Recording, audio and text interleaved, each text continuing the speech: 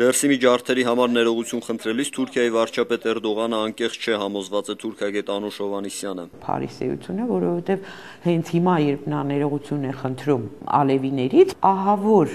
ուրեմն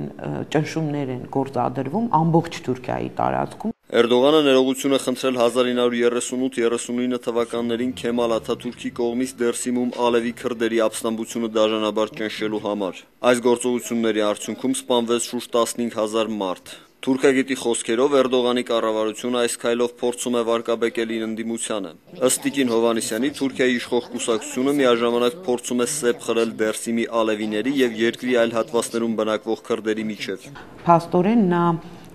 ուզում է ինչ-որ ձևով կանխարգելել ալևիների շրջանից նոր